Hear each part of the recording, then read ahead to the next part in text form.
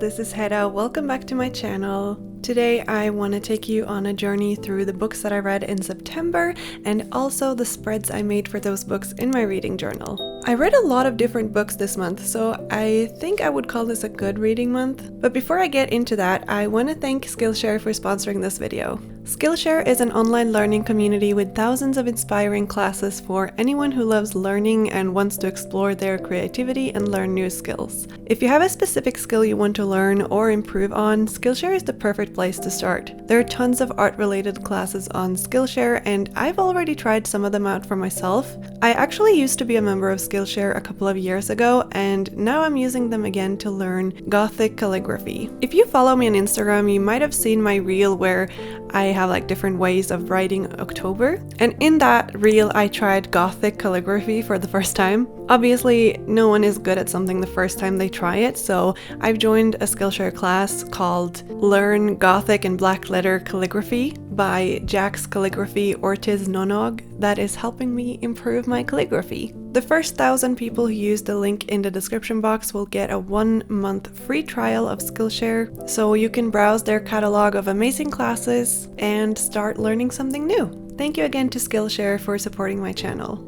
And now let's talk about the books that I read in September because I am very excited to talk about them with you. So we're starting off this video at Public Coffee, a coffee shop here in Salt Lake City. It's one of my favorites. They have really good drinks. I recently bought some new washi tapes from the Washi Tape shop. So these I bought myself. They were not given to me for free. I just thought that they were really cute, and there's one set that has like Chinese hanfu, I think that they're called, and then one set that's more like Western clothes, or I guess modern clothes. And they're on washi tape with backing paper. There's also a clear pet tape version, and I was really conflicted about which one I should get, but I ended up with the washi version. And they're really pretty and really cute. I wanted to use them for the spread because I get so excited when I get new stuff. So I just cut them out the way I wanted them to. Unfortunately, they are not pre-cut like this, so you do have to cut out the tape if you just want the shapes of the people. I do have a discount code for the Washi Tape shop if you ever want to make a purchase. It is mochibujo 10. I will put a link in the description box to these particular washi tapes if you would like to check them out. If you remember, in August, I finished August with the second book in the Oromare Chronicles. So naturally, the first book I read in September was the third and last book in the Oromare Chronicles, or I guess I should say the third book, but not really the final story, because there is also a bunch of short stories that kind of happen in between everything and before the first book and all of that. If you remember, in my August reading journal video, I did say that I got like all of the Oromare Chronicles in like one book on Audible. So that's kind of why I picked up this series, because it's nice when you can get stuff for cheap. So instead of buying all 3 books plus the short stories, I was able to purchase all the books with just 1 credit. So I listened to the audiobook for all 3 books of this. I haven't really decided if I want to read the short stories yet. I probably won't. I don't know, I'm just not a huge fan of short stories maybe, or maybe I'm just not feeling that involved with the story that I feel like I need more, you know, like sometimes when you read a series or a book, you feel like obsessed, like you need more of it, and I just didn't feel that with this series, if that makes sense. I haven't even said which book I'm talking about. This is War of Mist by Helle. Schurer, still can't say her name, even though some of you guys did leave helpful comments on the previous reading journal video trying to help me pronounce her name. Australian author. The ending was satisfying in a way. Like, I don't want to spoil anything. I mean, it's been a while since these books came out, but still not that long, so I would prefer not to spoil anything. So it is a bit difficult to talk about this book since it is the last in a series of 3. But I did feel that the ending was satisfying. I don't like books where, or I guess like fantasy books like this, where there is like a big war and everything, where all of the main characters survive. You know, it just feels a little bit unrealistic. So I did like that that was not the case in this book. And now those reading the first book right now are like, who died? But yeah, I'm not gonna tell you, obviously. It was also like one of the more sad deaths, like not necessarily because of the person who died, but because of like everyone who were left afterwards. You know, I did like all of the growth that I saw in the characters over time, especially like when you finish a 3-book series, a lot of things are happening and all the characters are going through a lot, hopefully. And that was definitely the case in this book. I also think that the ending is like open enough that you can kind of, you really feel like the characters are living on in their lives, and you could definitely like add to the story with new stories about like the future. I actually don't know if any of the short stories are set in the like after the 3rd book. I haven't really looked up what the short stories are about. But yeah, I'm glad I finished the series, although this series didn't really make it to my like top fantasy series. It still wasn't terrible, but it's not going to be like the first series I recommend to people if they ask me for recommendations, if that makes sense. So let's talk a little bit about the decorations before I run out of time here. I used some like neutral colored washi tapes from Stationery Pal. I also have a discount code for them. I'll put that in the description box as well. And the yellow washi tape was actually sent to me by one of you guys. The gold kind of vellum frames are also from Pen Pals. And one thing I've been really obsessed with this month is circle stickers, like the little circle stickers that you see here on the top of the page. I really have been liking those this month, and you'll see them in like every reading journal spread I made during September. Which is really funny. But yeah, I really like how they kind of helped creating a frame around everything. And then I did use my yellow Zebra Sarasa gel pen to make an additional frame, and then I'm using a brown Zebra Sarasa to write everything in the spread. I recently got a new phone, and I haven't quite like figured out the autofocus thing, so some of the clips in this video are a little bit out of focus, especially when they're filmed like from above, because the camera just focuses on like my hand and not the page. So I'm trying to figure that out and like improving on that for the next few videos I'm making. But yeah, just bear with me during this video. All in all, I'm not saying that these books are not good. They just weren't really my cup of tea, or I just felt like I couldn't really get into the story, or like I didn't get like obsessed with the characters, you know. Maybe that's a good thing to not get obsessed, but you know how it is. Like some books just like capture your attention so completely that you just like think about it all the time, but this one didn't. So yeah, that's kind of my verdict on the Oromere Chronicles, and let me know if you guys have read these books and if you thought the same, or if you disagree completely, which is also fine, because that's what books are all about. They can't fit everyone.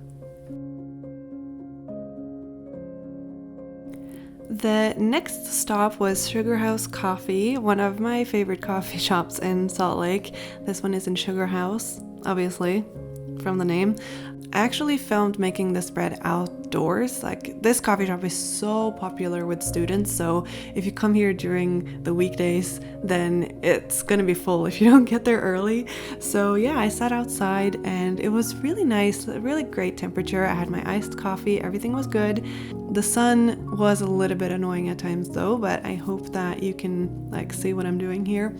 For this spread, I actually went for a black and white theme. I always tend to think so much about colors when I make spreads in my reading journal that it never really crossed my mind to do a completely black and white theme, but I thought this was a good time.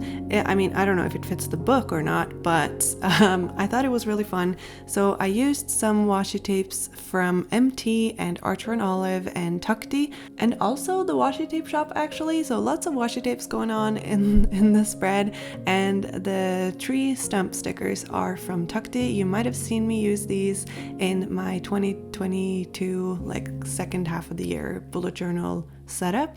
I really like them. I really like Tukti's washi tapes in general. And when doing a black and white theme, they are the obvious choice. I do have a discount code for Takti as well. I will put it all in the description box as usual if you want to check it out. My current bullet journal is also from Takti actually, so a lot of love for Takti here. Maylin, who runs it, is also a lovely woman, so yeah, definitely check out Takti. You can see me going ham with the circle stickers in this spread as well. It's a pretty similar layout to the previous spread actually, where I'm just kind of creating a border around the spread with little collages and washi tape and circle stickers. Anyway, this spread is for the book A Journey to the Center of the Earth by Jules Verne, and this book is from 1864, so I'm not gonna worry about spoilers, because if you haven't read it by now, you know, it's been like 150 years or more. So yeah, this was a very interesting read. So it's the first time I have read a science fiction book from the 1800s, and I actually really loved it. Obviously there are things about this book that are like so 1800s, like there's basically only one female character and her whole existence is just about that she's the love interest of the main character, you know? So but like the way it's written is just so interesting, and it's so French in a way. Like the characters are German, and the way they are described by this French author is just like really funny, because you can tell that it's a French person who has written it, and the Germans are kind of loud and strange. And it was just really silly and also really exciting, and it was a really fun read. So in a second here, I do make a little mistake in the title here. I wrote Journey to the Center of the World, and I covered it up by just like making a big black block over the letters, and then I used a white acrylograph pen from Archer and Olive to write to the center of the earth on top of it, and that solved my problem. And it also, I feel like it suits the spread as well because of the black and white theme, so I'm not mad about it. Anyway, this book takes place in Germany, and the main characters travel from Germany to Iceland, and it like details the whole journey there, like how they have to travel, which was very interesting. And then they get to Iceland, they have to travel by foot to get to this volcano where supposedly there's an entrance to a tunnel that will take them to the center of the earth. And it was just really exciting. This book had like all of the elements of fantasy that I love, like the journey somewhere, like seeing different peoples and different cultures, because the author like describes the Icelandic people and the Danish people, because they have to stop in Denmark to get to Iceland. And it was just like a very interesting cultural experience, I think, of like an 1800s person, or like an 1800s French person's idea of what Europe looks like, or like Western Europe. Yeah, the travels to the center of the earth was also really fun. Like my favorite dinosaurs made an appearance, and I've never watched the movie that was made that's called Journey to the Center of the Earth before, so my only relationship to Journey to the Center of the Earth is this ride at Disney Sea in Tokyo, which I don't think is in any of the other Disneyland or Disney World parks, but that was my extent of knowledge of this story. So yeah, I really enjoyed it, and I want to read more of Jules Verne. I do have Around the World in 80 Days sitting in my bookshelf. I just haven't read it yet. And yeah, just a very enjoyable read, and very silly, very funny. I would recommend it if you like sci-fi. I read the English translation because I don't speak French, but yeah, it was originally written in French. The next stop is the Honeysuckle Coffee Co., which you've seen me film videos here plenty of times, and I'm back again. I think I'm drinking a chai latte this time instead of a coffee, so you know, changing it up. And the third book that I read in September was Anne of Green Gables. So I'm kind of continuing that classic. I got some new washi tapes from Notebook Therapy. They're called the Cottage Friends washi tapes. I also got some new stamps from their new sub-brand called Hinoki. So I wanted to use those in this spread, and I am mixing it with some stickers from Marigona Suli Art and some other ephemera that I have.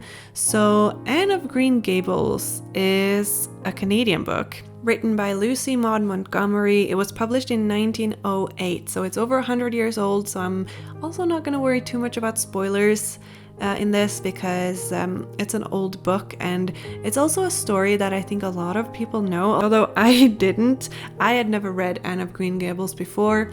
I did not grow up with the books. I did not grow up with any TV shows or animated TV shows. My German friends were shocked. I had never watched the animated version that they grew up watching, but it just wasn't dubbed in Norwegian, but there was no Norwegian version of Anne of Green Gables, as far as I know. And the reason I picked up this book was because earlier in August, when I was sick, I had this really bad virus. It wasn't COVID, but it really felt like it. I started watching Anne with an E on Netflix. It just seemed really cute, and I really like the actor who plays Anne. I think she's really fun. So I started watching Anne with an E, and I got through like the first season and like half of the second season or something while I was sick. I was out for like a week. So I thought I'd pick up the book as well and just see how similar it was or how I liked it. And I was like pleasantly surprised that a lot of the dialogue, especially in the beginning of the book, was like exactly the same as in the show. I thought that was kind of fun. And I do understand why this book is so popular and why it's like very beloved, I guess. I don't know if it's like super popular in Canada, because that's Lucy Maud Montgomery was from Canada. But I will be honest and say that like the way it was written and like the story itself, I think I would have really liked it if I read this as a child. As an adult, I felt like a lot of it felt a little bit forced, and I don't know if it's like the early 1900s writing, although it's not written from the viewpoint of Anne necessarily. It still is a children's book, I think. At least that's what I think. I think it's written as a children's book.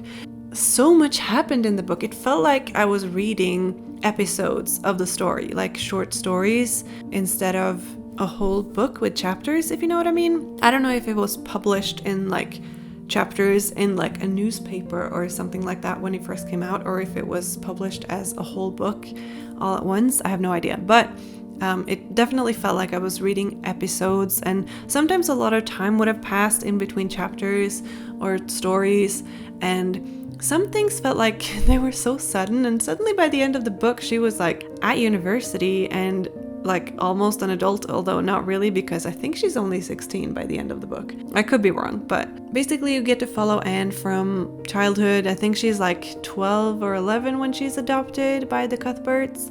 What surprised me is how many Anne of Green Gables books there are. Like there are so many of them. I don't think I will read the next ones. It just didn't like capture me wholly, you know what I mean? And I think this is because maybe I don't have that nostalgia that many people have with Anne of Green Gables. So like I said, I think I would have probably liked this book a lot when I was younger, and maybe if I had grown up with the story and felt like I grew up with Anne, because this is definitely like a coming of age story, and in the next few books like she grows up more, and I think she and Marilla like adopts more children or something together, and it is a very wholesome book, like very wholesome, and I did enjoy that aspect of it. It's definitely one of those books that make you feel warm inside, and I can understand why it's so popular. It just wasn't necessarily for me at this time in my life, and yeah. So you can see that I decorated the entire spread with lots of washi tapes and ephemera. On the little teacup sticker, I wrote a quote from the book, and it says, "Life is worth living as long as there is laugh in it. And I have to say, there are lots of great quotes from this book. Lots of quotes and sayings that I have read and heard before that I didn't know was from Anne of Green Gables. Like the one that says, "I'm so happy I live in a world where there are Octobers," and stuff like that. She has a very poetic way of writing, Montgomery did. And I definitely think that it's a well-written book. And I really understand if this is like one of your favorite books of all time from your childhood or something like that. I understand. And I hope that I'm not offending anyone by saying what I didn't like about it. And that's it for the spread for Anne of Green Gables. And now we can move on to the fourth and last book that I read in September, which is also my favorite out of all of the books that I read this month. And we are going back to Sugarhouse Coffee and sitting outside again. This I actually filmed at the same time, like the same day as I filmed Journey to the Center of the Earth, just because I had the time and I wanted to make more spreads than one. So we're back at Sugarhouse Coffee, and the final book that I read in September was Pachinko by Min-Jin Lee. And I used some stickers and memo pads from Blossom Bujo in the spread. I really like how it turned out. This spread happened to be in between a white and a craft paper section in my Neapolitan notebook from Archer and Olive, so I got a little bit of both. And let's talk about the book first, because I was recommended Pachinko by my friend Helle back in Norway. She said, "This is amazing, you have to read this."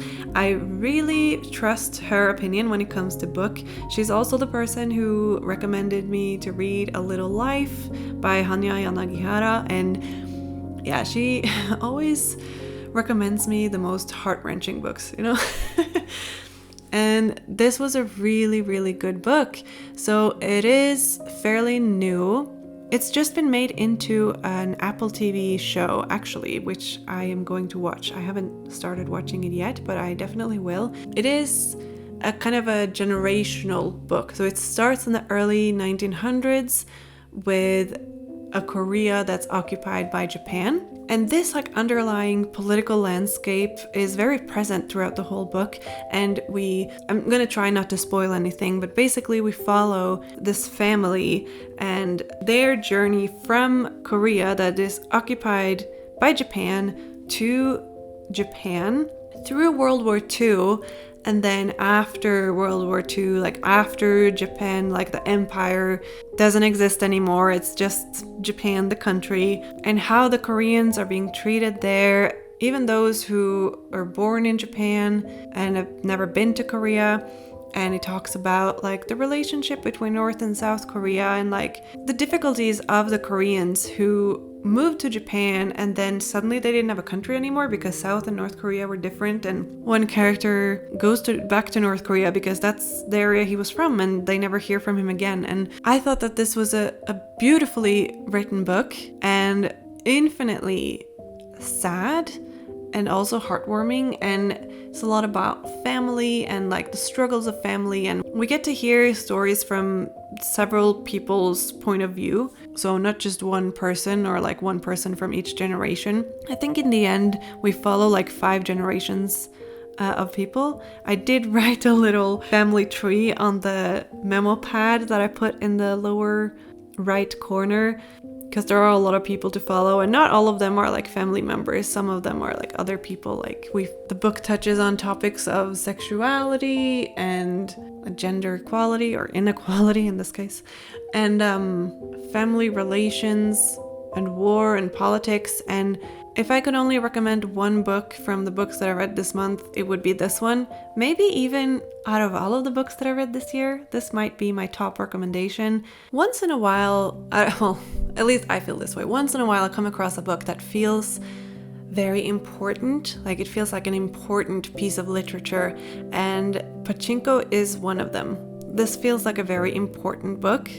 It touches on racism and discrimination and stereotyping, like how the Koreans were seen in Japan in the 1900s. And what came to mind while I was reading this was a documentary that I watched in university in Japan And it was about the same Koreans who were either taken to Japan against their own will, or they went voluntarily before World War II, when Korea was occupied by Japan. Korea was incredibly poor at the time, so a lot of people went because of the promise of a better life in Japan. And this documentary talked about how the Koreans were treated in Japan, and especially after World War II, and how a lot of people were half Korean, half Japanese, and how they felt like they would never be seen as Korean in Korea, and they would never be seen as Japanese in Japan, and like the struggles they faced, and how even to this day, some people of Korean descent in Japan still feel like they are being discriminated against. And I feel like this book really contributes to that discourse. So yeah, those are my thoughts on the book. I can definitely recommend it. And let me talk a little bit about the stationery that I used in the spread before I run out of time. So the red panda stickers and the memo pad and the washi tapes are from Blossom Bujo store. Natalie has the most gorgeous store. I really love her stuff. The circle stickers are from Sleepy House Lion. Lisa also makes really pretty stickers, so I wanted to use them in the spread, and they really fit the theme well, I think. The bamboo and like the pink, all of the washi paper basically in the spread are from Paper Monogatari, which is Anna's store from Journal Away, who you probably know if you watch bullet journal videos on YouTube. You'll see me use a lot more of her stuff in the next spread, which will be my October cover page for my October reads. But yeah, that's the spread. The sheet music was gifted to me by a pen pal, and I thought it fit really well with the spread. So yeah, that's it for the fourth and last book that I read in September. I consider this a pretty good reading month because I read a lot of different types of books, and I really enjoyed that. For the last leg of this journey, I'm taking you to Starbucks because sometimes I too crave that pumpkin spice latte in the fall. There's just something about it. So this spread is on craft paper because this is the next section in my Neapolitan notebook. If you don't know what a Neapolitan notebook is, it is a type of notebook that Archer and Olive have had for a long time, where the sections in the book alternate, I guess the signatures in the book alternate between white craft and black paper. So you have white craft and then black and then white again. And now I'm in a craft section. So for this spread, I decided to do some real damage to my journal. And I picked out this fox sticker from Paper Monogatari that will kind of be the centerpiece. And then I am ripping a hole around it so that I'm actually using two spreads to make one spread. I'm using this pretty scrapbooking paper from Notebook Therapy, which I am gluing to the back of the spread, and then I am also ripping that up even more. So this way I'm creating more layers. So instead of it just being one layer of craft paper, there is another layer of pretty paper in between the fox and the main spread, if that makes sense. I did learn that my glue tape doesn't work really well on this paper because it kind of just got stuck. So I used the glue tape on the craft paper instead. It worked a lot better, and I glued it in before ripping the paper, which I think worked out fine. This way I'll know exactly where the tears will be. This paper ripped beautifully, actually. I really enjoyed the way it ripped. I tried to make it kind of round, but not too uniform, because you want it to look unintentional and random. So that's what I did. At the end, I did feel like I had ripped maybe a little bit too much off. So after I put down the sticker where I wanted it to go, I did take some of the craft paper I had ripped off of the first page, and I glued it down on top of the sticker so that that white border around the sticker wouldn't be visible, because I felt like that maybe looked a little bit nicer on the spread. So I think I glued down 3 sections of this craft paper, and it's definitely chunky but not too bad. And I did glue the pages together so that You can't like flip open the torn page. It is glued down to the page with the fox sticker on it. I did consider leaving it open, but especially after I put on like the extra craft paper, I thought that would kind of look pretty messy, and the back of the torn page wasn't very nice looking either. So yeah, that's what I did, and it worked out quite well. As you can tell from the sticker I used, I chose to do an autumn forest theme for my October cover page. This memo pad sheet is also from Paper Monogatari. Most of the ephemera and stickers that I use on this spread is from Anna's shop, actually, the Washi Tapes too. She actually gifted me the entire collection, like the entire box, and I ordered some extra stickers from her so that I would have duplicates. I've already made a pen pal letter with this theme as well. It's kind of for a special project, so it's not going to be a video on my YouTube channel, but you'll be able to see it somewhere else in the future, so that's kind of cool. Anyway, I'm also using ripped paper from books to decorate the spread, and usually when I have a white background, I tend to go for more yellowed paper, like a darker yellowing, maybe from an older book. But when the background is already craft, I try to go for the lighter ones because I think that creates more contrast and it looks a little bit more interesting. So I definitely try to use a lot of different colors, or I guess like different shades of yellowing, so that it doesn't blend into the background. So yeah, that's something that I always think about, the color of the background and the color of the ephemera. I do use a lot of pages from old books in my spreads when I do collaging, so that's kind of a trick I've picked up along the way. This is kind of yet another crowded cover page. I tend to gravitate towards the more crowded ones recently, at least in this journal. I mean, they weren't this crowded at the beginning of the year, but now I just go crazy every month, I guess. So if you haven't watched any of my other reading journals, you might be wondering why I'm making a cover page, and it's pretty much just for my own enjoyment and also to separate the books that I read like into months so that I can easily see how many books I read each month and which books I read when, because I don't really have a list of the books that I read with like dates of when I read them. I'm not like super strict on the statistics and like the exact days I started or finished certain books. That's just too much maintenance for me. So instead, I just collect them in these monthly sections, and that works really well for me. So I'm using these little labels, I guess, that I've gotten from pen pals. I don't know where they're from, but they are really pretty, and I would love to find out where I can buy them because I would really like to have a bigger collection. I started by gluing down one, and then I ripped it off to cut off the excess around the frame because I thought that it was like making the labels a little bit too big and covering up too much of the background. And although the border I cut off was very slim, I think it made quite the big difference. I will say I think I made a little mistake by only putting down 3 of these frames, because although it is the very beginning of October, I have already finished 2 books, and I will definitely read more than 3 books in October. I actually challenged myself to only read scary books in October, so it is a horror book month.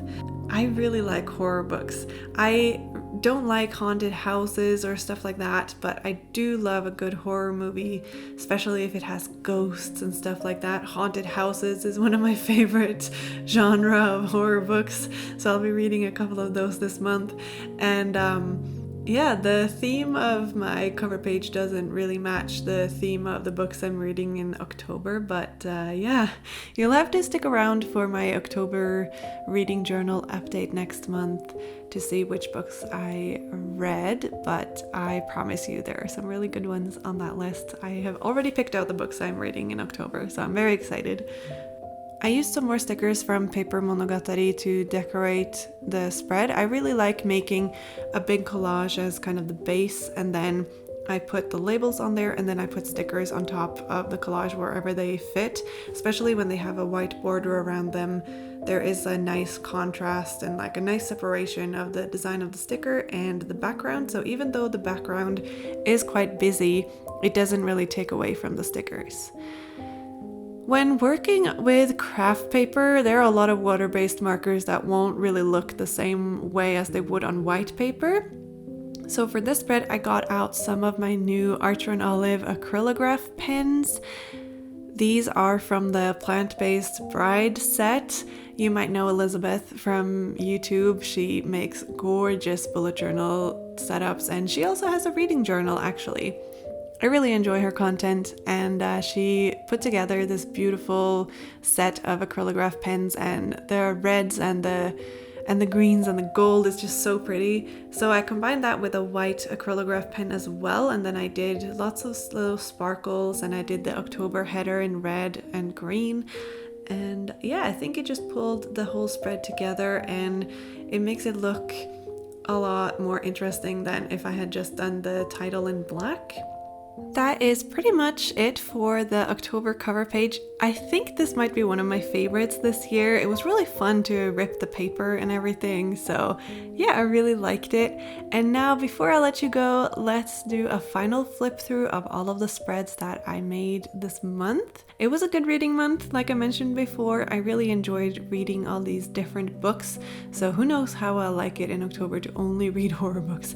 I am a very intuitive reader though, so if I feel like reading something else, I will just do that, because I don't want to force myself to read something I don't really like. I don't think that's a good way to go. If you like this video and want to see more from me, please consider subscribing to my channel. It really helps me out, and we're so close to 40,000 subscribers, which I know is just a number, but it would be really cool to reach that milestone. Let me know if you read any of the books in this video and what you thought about them, or if there are any of these that you'd like to pick up after watching this video. I am also on Instagram and sometimes on TikTok, so if you want to check me out there, you can follow the links in the description box. Thank you so much to Skillshare for sponsoring this video and supporting my channel, and thank you guys for being patient with ads in my content, because this is how I make a living. So yeah, I really appreciate it. I hope you read lots of great books in October. Let me know if you're also reading some scary books in October like me. I hope that you're all having a lovely day, and I'll see you next time. Bye!